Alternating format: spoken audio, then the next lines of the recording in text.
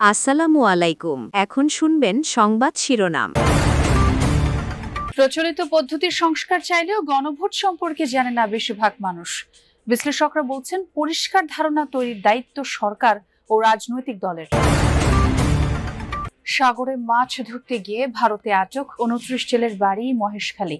উদ্বিগ্ন পরিবারের দিন কাটছে অনাহারে অর্থাহারে। দ্রুত ফিরিয়ে আনার আশ্বাস প্রশাসনের। কেবল বদলিতেই দুর্নীতি থেকে দায় মুক্তি পেলেন ময়মনসিংহ জেলা পরিষদের প্রধান নির্বাহী কর্মকর্তা কবির হোসেন। সিন্ডিকেট ভাঙতে কঠোর ব্যবস্থার তাগিদ।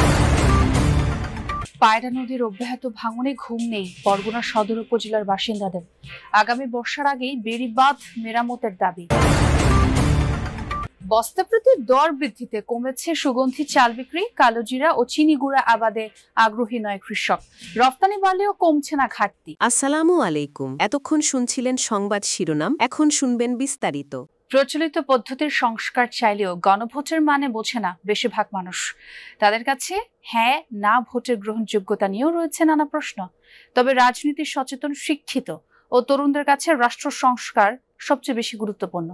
বিশ্লেষকরা বলছেন গণভোটে আস্থা ফেরানো ও সহজ করে তোলার দায়িত্ব সরকার ও রাজনৈতিক দলগুলোর। গণতন্ত্র প্রতিষ্ঠায় গণমানুষের মত তুলে ধরতেই ভোট। মানুষ যেখানে শান্তিতে বসবাসের উপায় খোঁজে, কিন্তু জীবিকার বিপরীতে উচ্চ দ্রব্যমূল্যের পার্থক্য যখন বিশাল, ভ্যাট ট্যাক্স পরিশোধের পরও অসুস্থ শরীরের চিকিৎসা যেখানে অনিশ্চিত, ভোটের দায়িত্ব সেখানে কারো কারো কাছে প্রহসনের নাম। মিছিল, মিটিং, প্রতিশ্রুতি, প্রাপ্তি ও প্রতারণার বাইরে থাকতে চান ইমরান। কোলাহল ছেড়ে স্বস্তি খোঁজেন প্রকৃতির কাছে।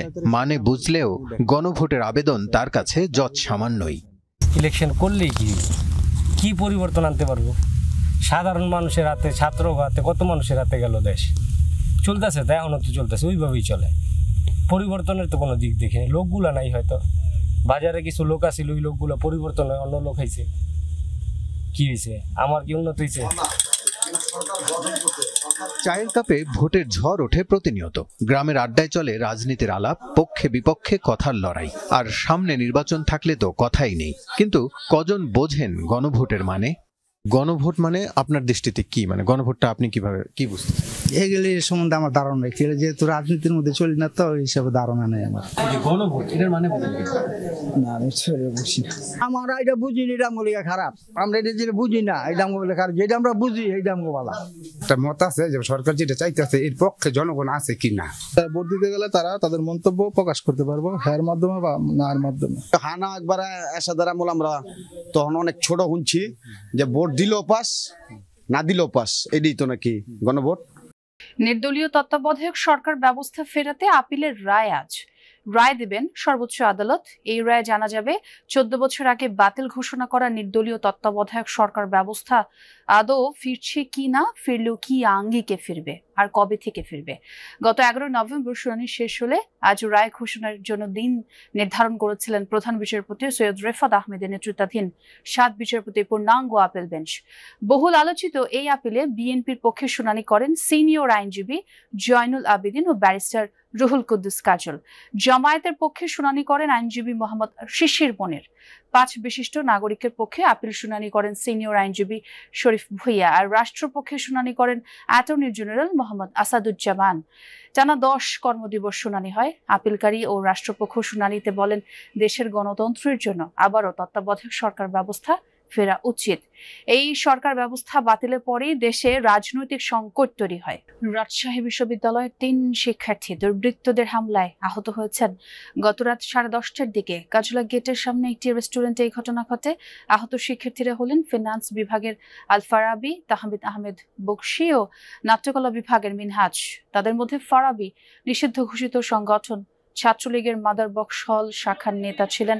ছাত্র জনতার আন্দোলনের সময় 15 জুলাই সামাজিক যোগাযোগ মাধ্যমে ঘোষণা দিয়ে তিনি ছাত্রলীগ থেকে পদত্যাগ করেছিলেন বলেও জানান শিক্ষার্থীরা।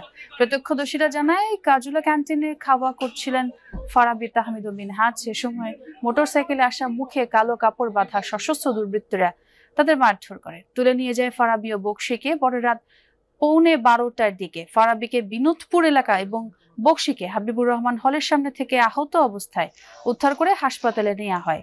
আর এই ঘটনায় রাতে কাজুলা ফটকের সামনে রাজশাহী ঢাকা মহাসড়কে আগুন জ্বালিয়ে বিক্ষোভ করেন শিক্ষার্থীরা। দুর্বৃত্তদের দ্রুতই শনাক্তের জন্য পুলিশকে অবহিত করা হয়েছে বলেও জানিয়েছেন প্রক্টর। ভারতের রাজধানী নয়াদিল্লিতে বাংলাদেশের জাতীয় নিরাপত্তা উপদেষ্টা ডক্টর খলিলুর রহমান ও ভারতের জাতীয় নিরাপত্তা উপদেষ্টা অজিত দোভালের দ্বিপাক্ষিক বৈঠক হয়েছে। বুধবার সকালে 11টায় এই বৈঠক অনুষ্ঠিত হয়। বৈঠকে কলম্বো সিকিউরিটি কনক্লেভ CSCর কার্যক্রম ও গুরুত্বপূর্ণ দ্বিপাক্ষিক বিষয় নিয়ে আলোচনা হয়। এ সময় নিরাপত্তা উপদেষ্টা সুবিধাজনক সময়ে বাংলাদেশ সফরের জন্য ভারতের জাতীয় নিরাপত্তা উপদেষ্টা অজিত দোভালকে আমন্ত্রণ জানান। গত বছরের আগস্টে ডক্টর মোহাম্মদ ইউনূসের নেতৃত্বে অন্তর্বর্তী সরকার দায়িত্ব নেওয়ার পর এটি দ্বিতীয় কোন উপদেষ্টার দিল্লি সফর। এর আগে এই বছরের ফেব্রুয়ারিতে ইন্ডিয়া এনার্জি উইকে অংশ নিতে জ্বালানি উপদেষ্টা মোহাম্মদ ফাউজুল কবির খান ভারত সফর করেছিলেন। সাগরে মাছ ধরতে গিয়ে ভারতে আটক 29 মাছি মাল্লার সবার বাড়ি কক্সবাজারের মহেশখালী। বেশিরভাগই পরিবারের একমাত্র উপার্জনক্ষম ব্যক্তি। তাদের নিয়ে উদ্বেগ উৎকণ্ঠায় স্বজনরা দিন কাটছে অনাহারে অর্ধাহারে। মন্ত্রণালয়ের সাথে সমন্বয়ের মাধ্যমে তাদের দ্রুতই ফিরিয়ে আনার আশ্বাস দিয়েছে জেলা প্রশাসন। মাছ ধরতে গিয়ে ভারতে আটক 29 জেলে মাঝি মাল্লার সবার বাড়ি কক্সবাজারের মহেশখালী। এরই একজন জসিমউদ্দিন, তার 6 সন্তান। পরিবারের একমাত্র উপার্জনক্ষম ব্যক্তি। একই চিত্র জাহাঙ্গীর মাঝি, আবু বক্কর, পারভেজ এবং আবু সৈয়দের পরিবারেও। নুন আনতে পান্তা ফুরোয় অবস্থা। গোড়াগাড়া বুকুম ফুমাই আর তো সংসার চলে না নাই। আর দ্রুত চাই আর স্বামী গোজান নাকি বাংলাদেশত ফিরিয়াই তারিখের মাঝে এখন কষ্ট যাবে মানে আপন হামান্য নাই আনন্য নাই।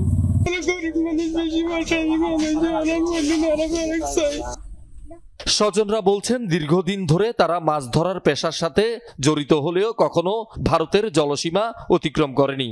শীতের মৌসুম হওয়ায় ঘন কুয়াশার কারণে ভুলবশত এমন হতে পারে। কারণে বা ইন্ডিয়া যাই ঘুরতে তখন ইন্ডিয়ার রোজগার দিন আছে যারা মানি ধরে গেলে ওদেরকে কিভাবে বাংলাদেশে ফিরিয়ে আনতে পারি আমরা বাংলাদেশ সরকারের কাছে আবেদন জানাই।